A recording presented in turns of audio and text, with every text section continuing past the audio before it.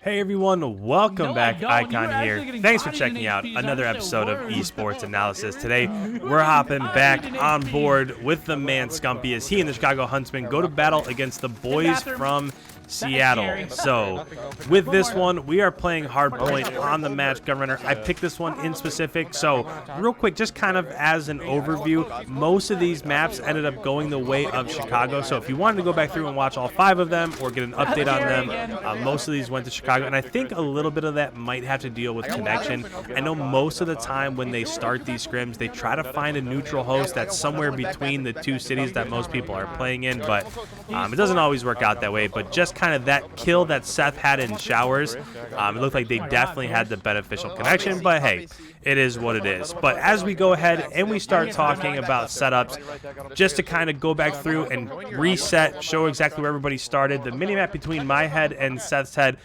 Chicago got this spawn right here. So eventually all they're trying to do is they're just trying to gain a little bit of map position, just a little bit here and there until they can finally work up their way towards P2. So at the beginning here, you saw them battling over P1, and one thing that I'll say is that they're getting a lot of time here in P1, and that's big. But you can see that, so first of all, they had the battle right around P1.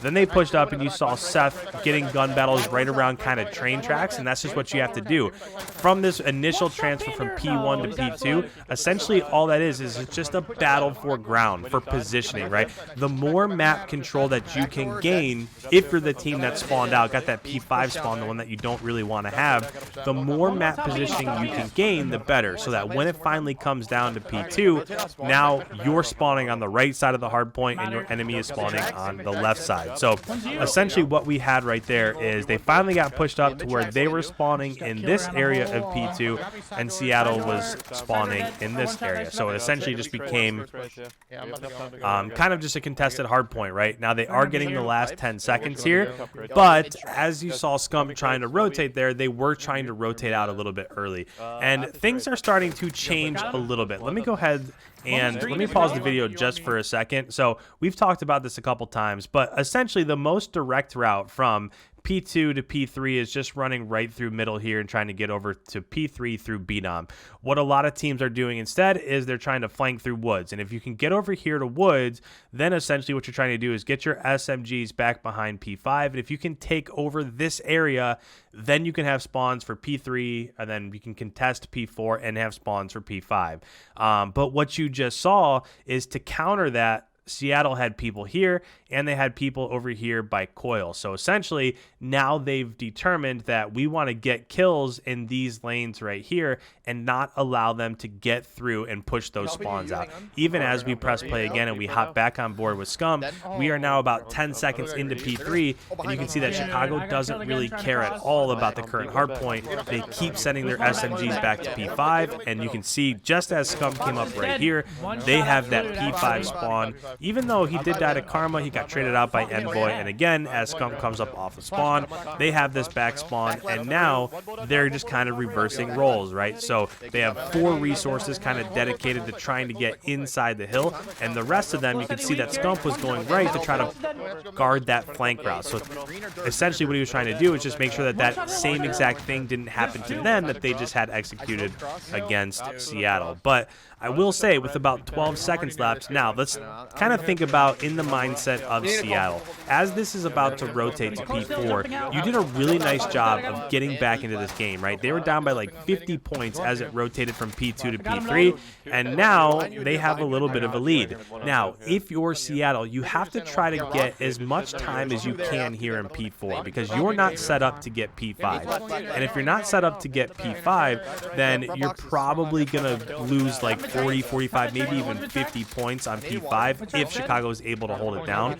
So I know that it's super important to try to push out the spawns for P5 and get the rest of that time, but if you're not able to do that, then you want to try to capitalize on this current hard point and get as many points as you can here so that it's not such a negative deficit as it goes from P4 to P5. I usually don't get tongue-tied very often, but for some reason that wasn't clicking in my brain. So, with the last 13 seconds here, this isn't what you want to see if you're Seattle. With about 9 seconds left, they didn't really capitalize here. So, my guess would be, if I'm looking at this just kind of analytically, as this is about to go back to P5, they're going to end up losing this first set of rotations, and they're probably going to lose it by quite a bit. So one thing that I will say as we get ready to break down P5, it does look like Seattle is spawning over towards Hull, although they're pushing from both sides. So when SCUMP came up right there, that's going to allow you to determine what side Chicago is spawning and what side Seattle is spawning. And it keeps flipping back and forth. So that's something that happens. Let me go ahead and pause this one more time just before we get back into this. So now that we're back in P5, you could see that now, again, this is very fluid, right? This is happening over and over again. It seems like every set of team kills this switches. But when SCUMP was spawning here, essentially what was happening is Seattle was winning the gun battles on this side of the map. And just before this spawn from SCUMP, he spawned over by Woods. And essentially what happened there is that Seattle was winning the gun battles on this side of the map. So as you're coming up off of spawns, if you're playing this game competitively, you need to be constantly relaying to your teammate what side they need to be watching, especially if they're inside the hill, right? If they're inside the hill, then they don't have all that information, like where you're coming up off of spawn. Now, I know if they were to look at their minimap, they could probably figure it out, but you don't always have time to do that. Another thing that I'll say right here is with 15 seconds left, that's a really nice job from Seattle of gaining that last 20 seconds or so of P5. Now, typically they got pushed out and they gave that up again. I will say, as we're about to go into the second set of rotations here, this is a lot closer than I thought it would be, especially since with P5, it being like a 10-point game as it went from P4 to P5 on the first set of rotations. I really thought Chicago was going to have a much bigger lead, but now, as we're going through the second set of rotations, the important thing is going to be who's going to win that battle for spawns for P2. It looked like the life before this SCUMP died back at mid-train tracks, so my guess would be it seems as though Seattle's going to have those back spawns, but we'll see how successful Chicago is at going ahead and pushing that out. But with that, the one thing that I love about scrims, and as per usual with my videos, this is about the time I let you guys listen in to the team talk and the communication and the strategy. So with that, I'm still going to be able to chip in little pieces of advice and things here and there that I see.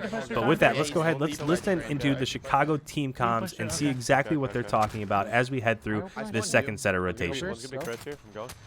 Over up your south? Yeah, I'm getting bodied. I'm so dead. I just got naked 6 times. Top beam, I think. Top beam.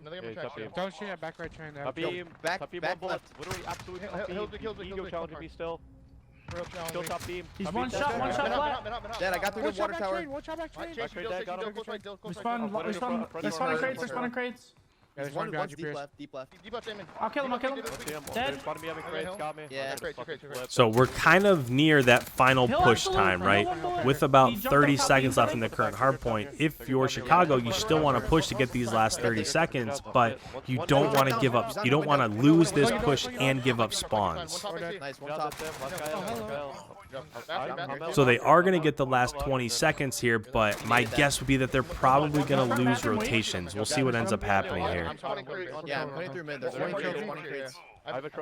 Just from the setup that I'm watching right here, it looks like Chicago is inside of P3, and those battles look. Oh, that's a 4-piece from Envoy on the left-hand side of the map. That might have saved them rotations, although it doesn't look like it. So as I watch the green arrows in the mini-map, they're coming up behind SCUMP. So essentially what that means is, yes, they're going to have hill control, but they're going to lose the spawns for P5. So this is going to be the exact opposite setup that we saw on the first set of rotations. Nice, good job. Hit ramp. One ball, you go. If you want to hit, I'm dead. No, back left.